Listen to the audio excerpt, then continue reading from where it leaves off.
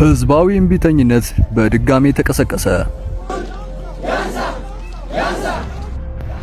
ሰላም ጤና ይስጥልን ውድ የመለከት ሚዲያ ተመልካቾቻችን፣ ሰኔ 15 2017 የዳንግላ ወረዳ ህዝብ በአደባባይ ወጥቶ የተቃውሞ ሰልፍ አድርጓል።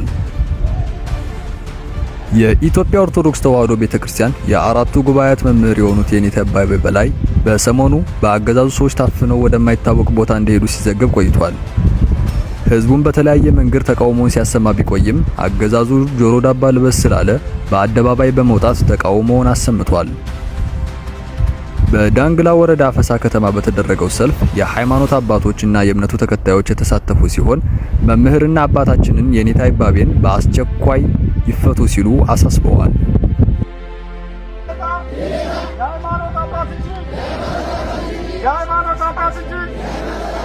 ፖለቲከኛ አይደሉም።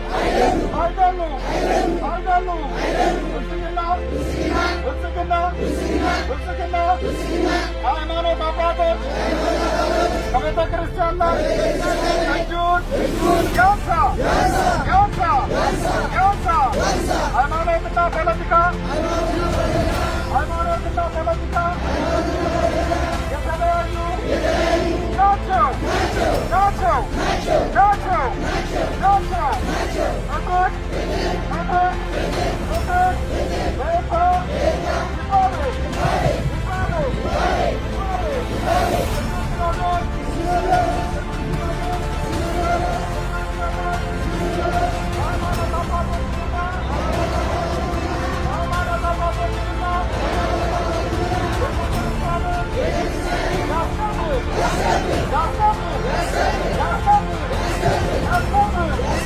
የአብነት ተማሪዎችን የቆሎ ተማሪዎችን ከመግደል ከማሳደድ ከማሰር የሚገኝ ትርፍ የለም። ሃይማኖትና ፖለቲካ የተለያዩ ናቸው። የሃይማኖት አባቶቻችን ይለቀቁ።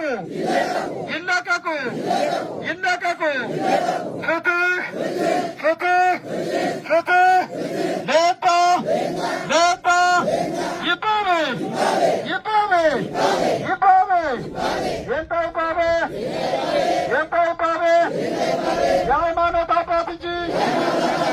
የሃይማኖት አባት እንጂ ፖለቲከኛ አይደሉም።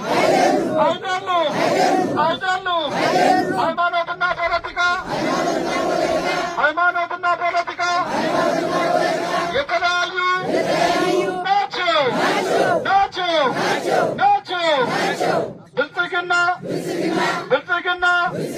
ከሃይማኖት አባቶች ከቆሎ ተማሪዎች ከአብነት ተማሪዎች ከቤተ ክርስቲያን ላይ እጁን ያንሳ።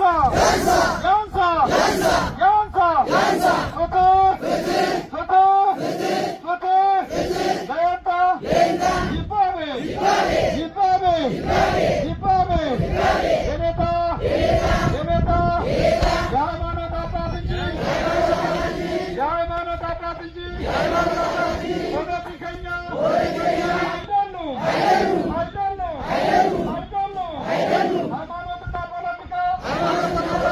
ሃይማኖትና ፖለቲካ የተለያዩ ናቸው።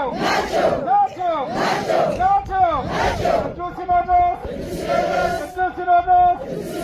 ቤተክርስቲያንን የሃይማኖት አባቶቻችን የቆሎ ተማሪዎችን የአብነት ተማሪዎችን የአብነት መምህራንን ያስከብር።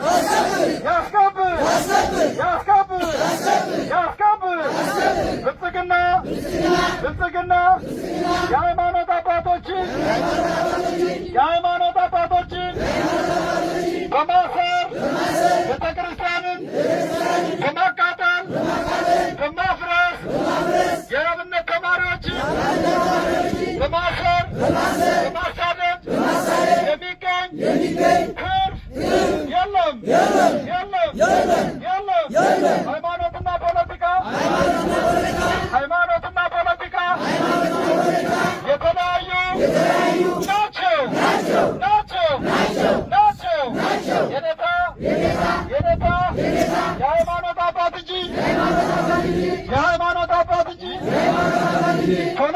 አይደሉም አይደሉም አይደሉም።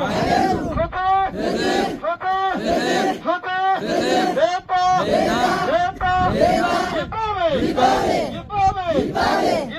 ይባቤ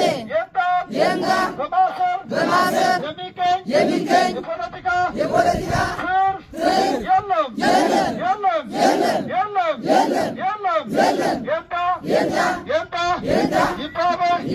ይባቤ በፍጥነት